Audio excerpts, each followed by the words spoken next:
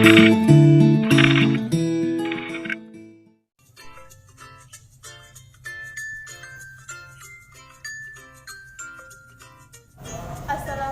warahmatullahi wabarakatuh. Saya Triwidi Amelia Cindy. Nah, di video kali ini saya akan membahas beberapa materi dari mata kuliah akuntansi sektor publik. Nah, ada 4 materi yang akan saya bahas. Yang pertama yaitu siklus akuntansi sektor publik. Yang kedua yaitu laporan keuangan sektor publik. Yang ketiga yaitu penilaian sektor keuangan publik. Yang keempat yaitu laporan keuangan pemerintah daerah. Nah, saya akan membahas satu persatu dari materi tersebut. Nah, materi yang pertama yaitu siklus akuntansi sektor publik. Nah, siklus akuntansi sektor publik akan saya bahas di slide video berikutnya. Nah, seperti ini siklus akuntansi sektor publik, di mana siklus akuntansi sektor publik terdapat beberapa bagian. Bagian yang pertama yaitu transaksi, yang kedua jurnal, yang ketiga buku besar, yang keempat buku besar pembantu, yang kelima jurnal penyesuaian, yang keenam jurnal eliminasi, yang ketujuh laporan keuangan, yang ke-8 jurnal penutup, yang ke-9 daftar saldo setelah penutupan, yang ke-10 pembalik. Nah, materi selanjutnya saya akan membahas laporan keuangan sektor publik.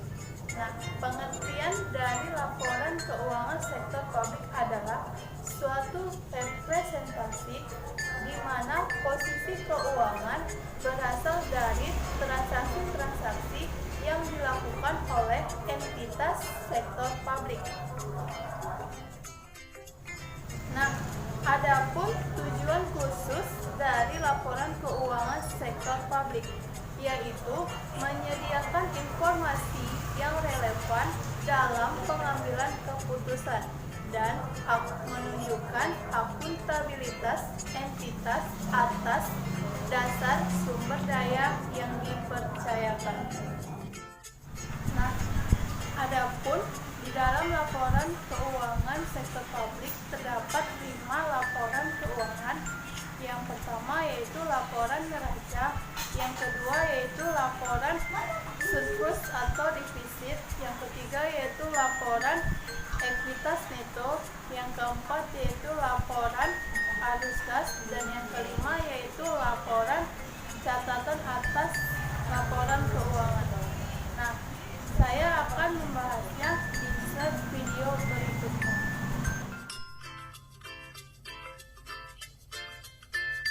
Nah, di laporan neraca menyajikan aktiva, utang, dan modal pemilik.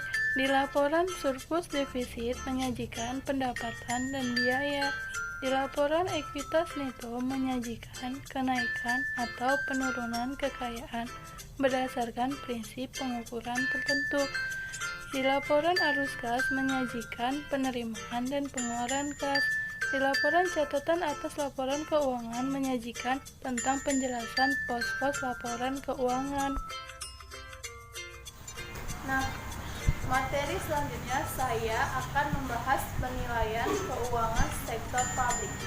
Nah, pengertian dari penilaian keuangan sektor publik adalah suatu sistem yang dimana tujuannya untuk membantu manajer dalam menilai pencapaian suatu strategi melalui alat ukur finansial dan non-finansial.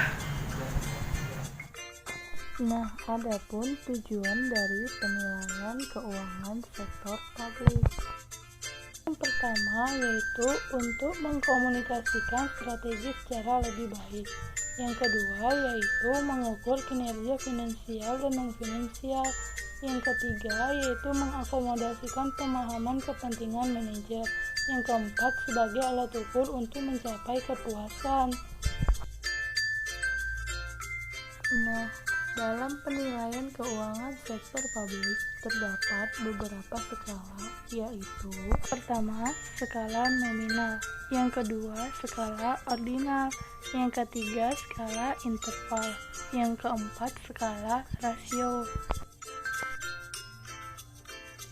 Nah, materi selanjutnya saya akan membahas laporan keuangan pemerintah daerah.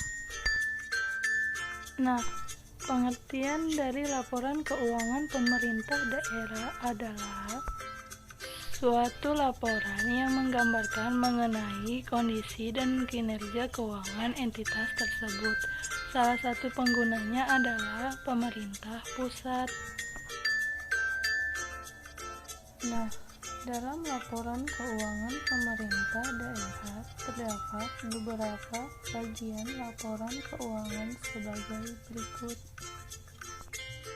Yang pertama, laporan realisasi anggaran, di mana menyajikan ikhtisar sumber, alokasi, dan pengguna sumber daya ekonomi yang dikelola oleh pemerintah daerah. Yang kedua, neraca, menyajikan aset, kewajiban, dan ekuitas dana dalam pelaporan.